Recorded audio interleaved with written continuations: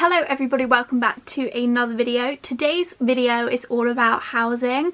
Basically, with uni, you have to get your house sorted at some point. However, there's often a lot of pressure. It's usually the root of everybody's problems, finding a house. Because of this, I decided to do a video on it because it was definitely a major root of all my problems when I started uni. So I thought I'd make a video on a bit of housing 101. Personally, I would love to post the video a lot later because I don't want to induce pressure on people. But because usually people think they have to get their houses bang on the 1st of November, this is not the case. So I thought I'd upload the video before the 1st of November so people aren't thinking, oh, we've got to do it, we've got to do it. If I posted it after, it would be too late. So that's the only reason I'm posting it now, not because this is the time to start thinking about it, but because this is the time to be told to not think about it, okay? Remember that, okay? Just remember. You don't have to focus on housing now. Just chill, enjoy your first term and have fun and think about housing second term. I think it would be a dream if people only thought about housing in second term, but no one seems to listen. Because this is all new to people if they're in their first year of uni, I'll just talk you through the options for second year housing. So the main option that most people go with is living in a house with other people, like a shared house, living out of college or out of student accommodation, and this you usually rent with a student lettings company. And option 2 is you could rent a flat by yourself. Option 3 is private accommodation, which is where you'll get like a studio apartment, or maybe you'll just have like a normal uni room, which is very similar to most unis accommodation. You'll have a shared kitchen, a flat, all that kind of stuff. And then the fourth option, if you're in Durham, is to live in college again. So there's plenty of different options to choose from, and you can spend your time thinking about which option you think is best for you. None of them are better than the others. All of them you've got a roof over your head, and that's really all that matters. For private accommodation or college, basically, with college there's like a time period. They're like, if you need a room, let us know. So with college there'll be like a deadline to let them know if you want to live in college again the next year. With private halls, you basically just go on their website, you can view their rooms if you want, and you just book a room on there the same way you'd book a hotel, and you can do that up until literally there are still rooms available to book for this year now, so you can definitely leave that as late as you want it. For getting your own flat or getting a house, it's more or less the same. You go to an estate agent, you normally tell them how many rooms you want, and they'll give you your options. You can view them houses if you want, and you pick which one you like and you pay a deposit and you're free to move in the next year. So that's like all the options and the process of getting a house or whatever you choose to get. Now on to when you should start looking. There's no specific time. You definitely shouldn't rush into things because you're going to be living with these people for an entire year, and usually in freshers and a few weeks after there's this massive buzz, a massive high, but usually friendship groups tend to change a bit, so you don't want to rush in. You want to make sure you're settled with like a group. You just want to make sure that it's done calmly and that you're not living with people just because you're like, if I don't live with these, I'm not going to live with anybody. So just do it whenever you want. Start looking whenever you want. I knew a boy that was in a house, and I think he dropped out of the house in September, so term was starting in October. He'd had his house sorted since December the previous year. In September he just decided, I don't want to do this house, so he dropped out of his house and managed to find a lovely little flat accommodation in September. So literally you can leave it as late as September and you're still going to find something, so don't panic. College is always going to be available with rooms for students that haven't found anywhere, and private accommodation, like I said, they still have rooms available to book now, so there's always going to be somewhere. There are enough houses and there's enough accommodation in Durham to go around, so don't panic. Ideally, I think look for houses around February. I know it'll seem like in November everybody's going mental and crazy to find a house, but like I said, there's enough houses. You don't have to win the race. Like, you're gonna find somewhere as long as you've got a roof over your head. So I think realistically, in terms of like finding your friendship groups and stuff, I think February is a good time. My brother, in his first year of uni, he was in Sheffield, but he didn't sort his house until after Easter, so literally any time is fine. Who to live with? This, I think, is the biggest stress people have, is finding the people to live with, and that's why it's such a rush, because you want to get in the right group, you want to be with the people you want to be with, you want to have enough rooms for everybody, all that kind of pressure. In my personal story, I lived with strangers, basically. Yeah, I'll get onto my story in a second. But the options with who you live with, or how to find people you live with, lots of people tend to live with their corridor. That's a very common thing to do. That's not what I did. You can live with your course mates as well. And then the third option is you can post on Durham pages or university pages. If you're not in Durham, you can be like, anybody looking for a roommate, I need a house, I'm just one person, I'm looking for this, I'm looking for that, and you can just post. I'm sure there are different groups, usually within colleges, but also I'm sure there's other groups that's like Housing in Durham, Mary's Housing, stuff like that, where you can post if you're still looking for people to live with. I think there was a social event at some point. It was after Christmas. It was specifically for people who hadn't found people to live with yet.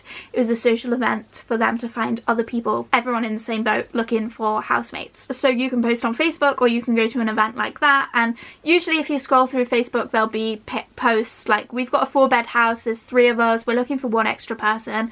So just look online, look at different events, you'll find somewhere. And you may be like, oh, I don't want to live with strangers like that. I live with strangers like that. So basically what I did in my first year, there was a bit of a shenanigan with housing. I was in a house and then I was taken out of the house. So then I was in class one day and I was in a seminar group, and this girl was just like, oh, have you sorted out your housing? And I was like, I actually just got removed from my house. And she was like, oh, because we're looking for people to join our house, there's 5 of us and we're looking at a 7-bed. At first I was like, oh no, I'm planning on dropping out anyway. But I was like, okay, cool. And then I told my dad, and he was like, yeah, just join their house, like if you drop out, you drop out, but if you keep going, then at least you've got somewhere. So I was like, okay, I'll join the house. So the next day we went to view the house. I didn't know any of the people in the house, but we went to view it, and then I think that night after viewing it, we went to get Spanish food, tapas, together, just to get to know each other a bit. 5 of the people in the house already lived together, and then there were 2 of us joining the group, so we didn't know anybody really. So we went to go join the house for tapas, and we just had a nice little night, and then the next day we signed the house, and that was it. Job's a good one. And I didn't see any of them again for several months. Like, I think people think they have to be best friends with the people they're living with, but you don't. We all had our own separate lives going on, but we just lived together, no problems. Before I moved in to my house, most of the people I had only spoken to once at that tapas night. I hung out with Aisha a bit during exam season. We walked to a few exams together. I spoke to Izzy a bit in class, but like generally until we moved in together, I hadn't met most of my house. I was in a house of 7, so I didn't really know them, and it worked out fine. I actually think it was quite good the way we did it, because all 7 of us were living together, but most of us had different friendship groups to the ones in the house. A lot of the housemates, the house wasn't their primary friendship group, so yeah, it would have been great to live with your friends and stuff, but I think it was a nice equilibrium, because we all got along and we were all friends, but my best friends lived away. I feel like if you live with your best friends, it might actually be a bit too intense, especially me, because my best friends are also my course friends. So if all of us lived together, it would be a bit too overbearing. Like, we literally wouldn't socialize with anybody else.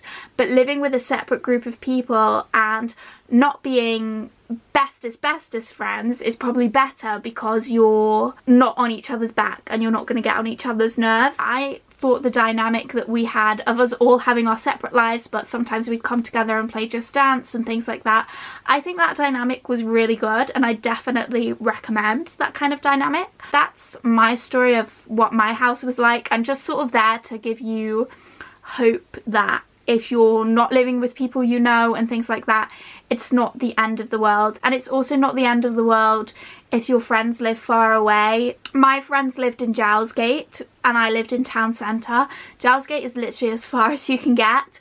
But even so, everywhere in Durham is walking distance, so it's fine. And you can always have sleepovers with your friends. Like, just because you're not living with your friends, it's not the end of the world. And then also, again, because in first year of uni I literally only had 2 friends, I was able to broaden my friendship group with my new housemates, so I managed to get some close friends from that as well. In terms of how many people you want to live with, if you're a friendship group living together, I'd say less is more. You don't want too many people in a house.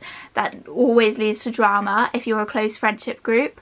If you're like I was and it's just a bunch of people coming together, then doesn't matter how many people you have in a house. In terms of where to live, so this is on behalf of the Mary's housing booklet. There are 6 main areas to live in Durham. There's Claypath, Gate, Elvit, City Centre, Viaduct and Neville's Cross. In terms of closeness to the uni, Elvit is going to be the best, but it's also very expensive. I literally lived right next to the Billy Bee. Our house was reduced because there was an issue with previous owners. You don't get any more for your money, so don't worry if Elvit's too expensive. It's not worth it anyway. Across from that is Neville's Cross, which is sort of like the other side of Mary's and Milder. That's also a nice area and you're near the Sainsbury's local. The city centre is probably going to be more expensive. The Viaduct is very nice. I think my college parents lived in the Viaduct. It was a very nice house they lived in. And then you've also got Claypath, which is little Tesco's is here.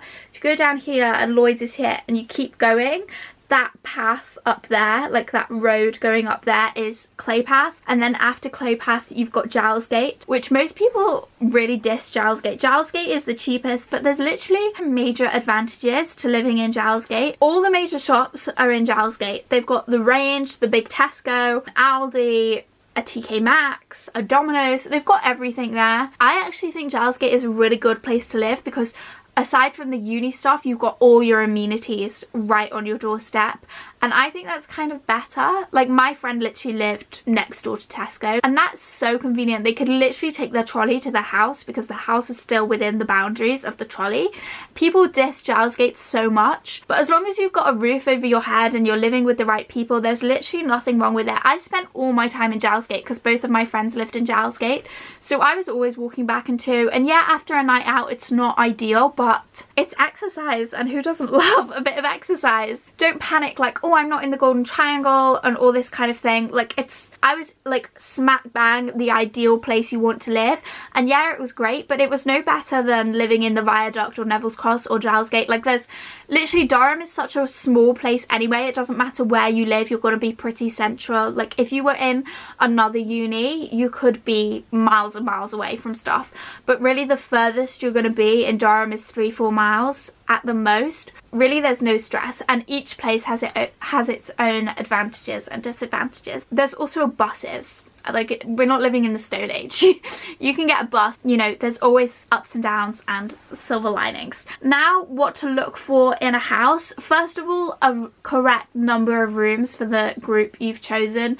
Don't be leaving anybody out. Say if you've got a group of 5 and you find a house for 4 and you're like, oh, I love this house, maybe find a house for 5. Like, what's more important is who you're living with, not how nice the house is. Don't be that person. I actually got kicked out of my original house, and I'm actually so glad I did, because I had a much better experience, and like, I think it was better for everybody involved because I wasn't really like involved in the group. It definitely worked out better that I was kicked out of the house, but at the time it can be really upsetting. So just think, when you're looking for a house, just think how stressful you're finding it.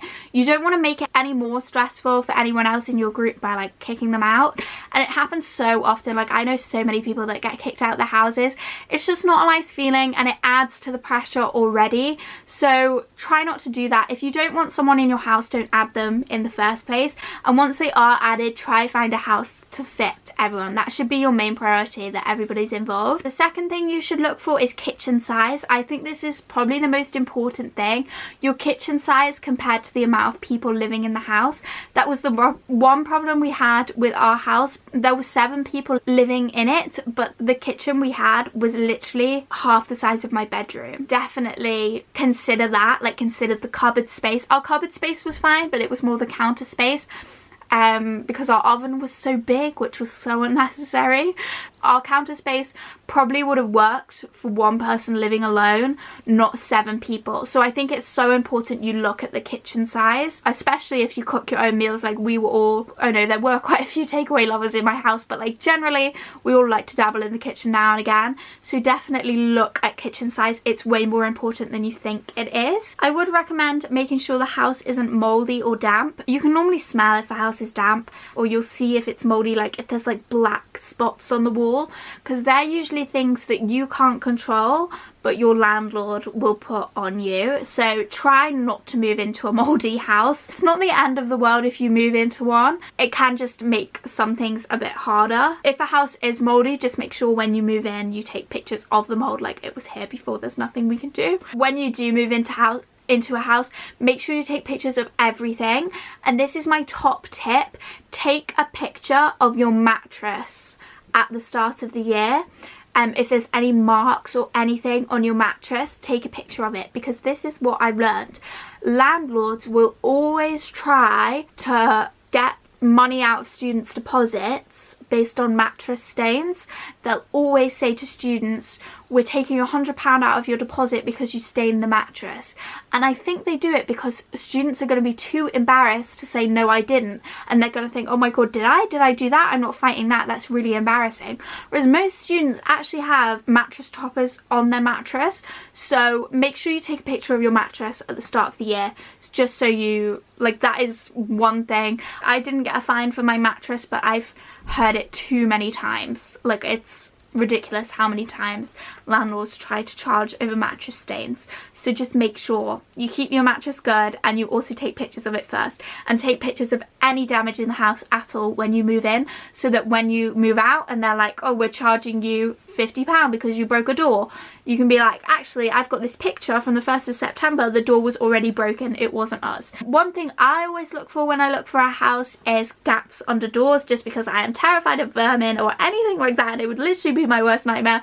So one thing I always look for is that there's no gaps under the doors that little things can come in under. But I mean, you don't have to look for that. Usually in a house there won't be big gaps under the doors, but it's just something I get paranoid about, so I'll put it in there. And I think that's all in terms of what to look for in a house. Outside space, gardens, you're never going to use it, I'm not gonna lie, like, so don't bother about that. In terms of bedroom sizes, if the bedrooms are tiny and you're living with friends, that doesn't matter, because if you're living with friends you're probably gonna spend most of the time in the living room socializing, so don't worry about that. In general, I would say bills included is usually better, especially if you're living with a group, because then you can't blame the bills on different people. Because for me, I don't use any heating at all in my bedroom, but other people will have their heating turned all the way to the max. If it wasn't a bills included house, that probably would have caused tension, but if it's a bills included house, everyone's paying the same anyway, it doesn't matter. You can't change the bill even if you wanted to. Bills included is normally better, though I know some places, like I think Bath for example, very rare to find a bills included house, but in Durham there's a lot of bills included houses. If I was living on my own, I would not go for bills included. It would be the biggest scam, because they basically charge you the highest amount possible, so that the only thing the estate agent can do is earn more money, more profit if you don't use the amount. But if you do use the full amount, they're not going to lose money. Like, they wouldn't charge you any less than the maximum, because if they did, they have the possibility of losing money. So they do charge you the maximum. So if you are a group that's not going to use it all, then don't bother with bills included. It is a sham. But if you're living with like a big group of people with a range of different habits, then bills included is probably best. In terms of what estate agents to go to, lots of people every year when they get their deposit back are gonna say, let's boycott this estate agent, they did us really dirty. Basically, it's a harsh truth, but all student estate agents are going to do you dirty. Like, the bar is set so low for student landlords. They don't have to treat you well because you've not got anybody better to go to. Anywhere you go, they're going to treat you awful. So realistically, you just have to grin and bear it and fight for your deposit at the end. There's no good estate agent or bad estate agent. They're all pretty low. However, one thing I'll say, my estate agent was actually really good. Yes, there were issues with the deposit at the end, but you'll get that with every student landlord. Like, literally everyone in the country will try to charge you out of your deposit. But my estate agent, I went with Hope Estates, and they were so good in terms of maintenance. Anytime something was broken in the house, you'd ring them up and they'd be there. If not straight away, a couple of hours. They were always really fast and on it with maintenance and stuff, and I think that's as good as you're gonna get, so I would recommend them. And they were also, the man that runs it is very friendly, so win-win. He's like a little old man. It's cute. If you learn anything from this video, it's do not panic. You have the whole year to sort this out. I'm just telling you now, but keep calm. Say if you're looking for a house, you can't find anything, just keep calm, look again. Like, there's always going to be houses available. If you learn anything from this, keep it as that. Don't panic if you're living with people you don't know. Get excited if you're living with friends. Make sure you're not excluding anybody, make sure your kitchen is big enough, all different things like that.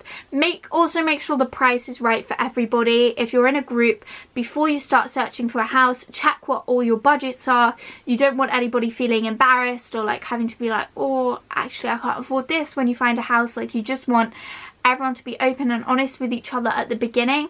And say if your budget is £150 but someone in your group's budget is £90, you're only as strong as your weakest member. So you should just think, great, I'm gonna save more money because she's got a lower budget. Like, you shouldn't be like, oh, but I really want to spend more, so we'll kick you out. Just be like, that's perfect because we're going to save more money. I hope you enjoyed this video. I hope it was helpful. If you've got any questions, leave them down below, and I'll see you in my next video. Also, don't forget to like, comment and subscribe for more of my wonderful face.